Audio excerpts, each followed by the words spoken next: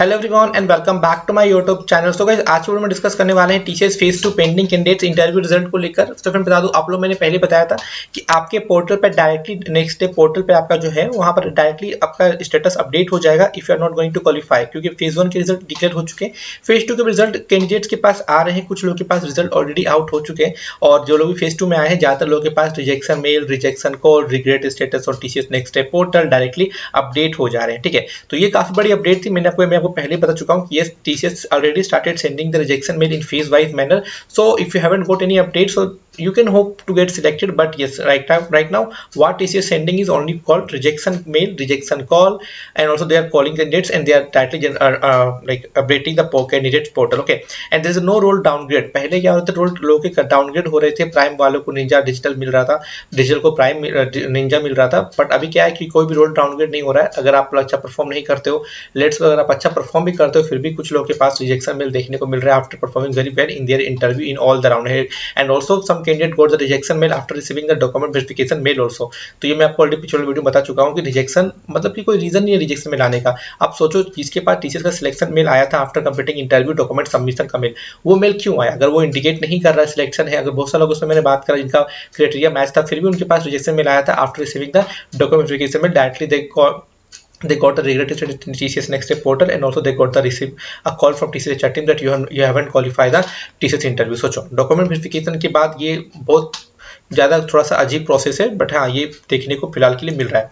अब यहाँ पर क्या डिस्कस करेंगे हम लोग, how TCS hire for all rejected candidate. देखो बेसिकली टीसीएस रिजेक्टेड कैंडिडेट्स को आफ्टर 6 मंथ के ड्यूरेशन में हायरिंग करती है। आपको पता होगा, आप जब भी नेक्स्ट पोर्टल पे देखते हो तो वहाँ मेंशन किया रहता है कि you can apply for TCS again after 6 month. अब बहुत सारे लोग बोलते हैं मैं 6 मंथ कंप्लीट हो गया, फिर भी मेरा रिग्रेट स्टेटस हट क्यों नहीं रहा है, हम कैसे अप्लाई करेंगे? देखो ये जो 6 मंथ का कूलिंग पीरियड है, ये डिपेंड करता है टीचर्स का हायरिंग आ रहा है कि नहीं आ रहा है। लेट सपोज आपका अक्टूबर में 6 मंथ कंप्लीट हो गया, बट आपको ये भी चीज देखना है कि क्या आफ्टर 6 मंथ आपका मान लो आपका जून में हुआ था, मान लो फरवरी में हुआ था और अक्टूबर में आपका 6 महीने हो गए लेट सपोज।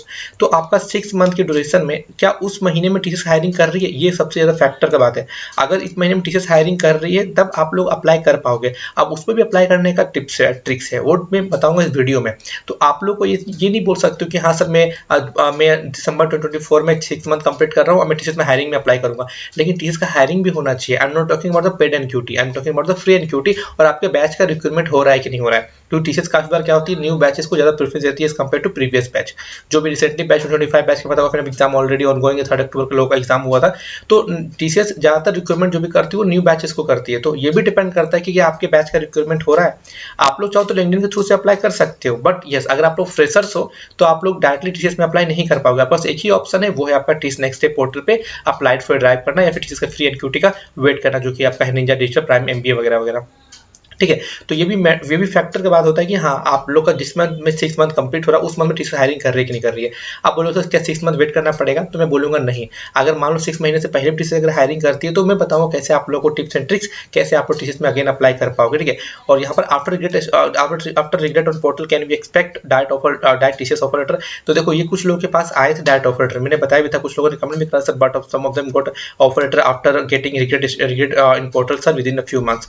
तो ऐसे भी कुछ लोग इनके पास डायरेक्ट ऑफर लेटर थे जिनका प्रॉब्लम हुआ था, फिर कुछ इशू हुए from TCS HR team, they go directly offer letter after getting regret status, they got the batched option, then after batched option within a few months they go directly offer letter। तो ये सभी लोगों के साथ में नहीं होता, कुछ लोगों के साथ में ऐसा होता है जिसमें एचआर का कुछ मिस्टेक्स हो जाता है जिस कारण से लोगों के पास रिजेक्शन मेल आ जाते हैं। तो इन दैट केस मान लो रिसेंटली में जिनका डॉक्यूमेंट वेरिफिकेशन हुआ करेक्ट, अब उनका डॉक्यूमेंट वेरिफिकेशन होने के बाद मेल करने के बाद ऊपर रिग्रेट स्टेटस आ गया, तो उन लोगों के पास चांसेस है कि अगेन आपका बैच ऑप्शन हो सकता है। बिकॉज डॉक्यूमेंट सबमिट करने के बाद अगर आप लोग क्राइटेरिया मैच कर रहे हो तो रिग्रेट होने का कोई चांसेस नहीं है। बट इन दैट केस अगर मान लो रिग्रेट हो जाता है तो आपके पास चांसेस है कि आपके पास अगेन जो है वो डायरेक्ट ऑफर लेटर सेंड कर सकते हैं। ये आपके पास ऑप्शन है for those candidates only who recently got regret after submitting the teachers document mail correct.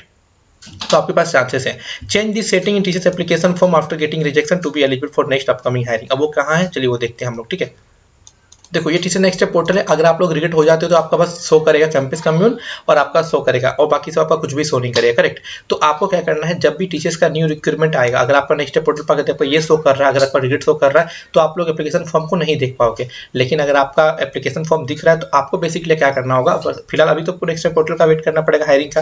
जिन लोगों का एप्लीकेशन फॉर्म शो कर रहा है बस आप लोग यहाँ पर क्लिक करना है। After that you will get this information and go to the application form and preview. यहाँ पर जाने के बाद नीचे आना है और यहाँ पर आपको करना है नो।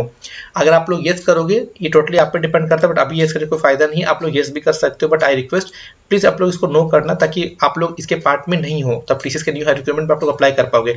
यहाँ पर करना, यहाँ प्लेस आप लोग अपना डालना, एग्री पर क्लिक करके सबमिट, फिर से फॉर्म को सबमिट करना है। I am again repeating, just click on no and after that just click on agree, just write the place from where you are signing this form and just click on submit और यहाँ पर आपका current date ले लेगा, ठीक है। और जैसे आप लोग यहाँ पर आओगे ना, अपने फॉर्म पे आओगे तो यहाँ पर आपका ट्रैक माई एप्लीकेशन पे आपका शो करेगा कि आपने फॉर्म का रजिस्ट्रेशन कब कंप्लीट करा है, ठीक है। यहाँ पर सीटी रहेगा अगर आप लोग कैंपस के थ्रू से रजिस्ट्रेशन किए हो, या फिर डीटी रहेगा या फिर आपने डायरेक्टली रजिस्टर करा है, ठीक है। तो यहाँ मेरा direct registration I got DT, कुछ लोग का सीटी शो करेगा because you have registered from your campus, correct. तो ये है टोटल प्रोसेस, आपको कंप्लीट करना पड़ेगा, ठीक है। और I think that's it for video. कुछ भी डाउट्स तक गाइस आप लोग कमेंट में पूछना, मैं आपको अपडेट करता रहूंगा जब टीचर का न्यू हायरिंग देखने को मिलेगा, ठीक है। सो मिलते हैं दूसरे वीडियो में, तो जय हिंद जय भारत।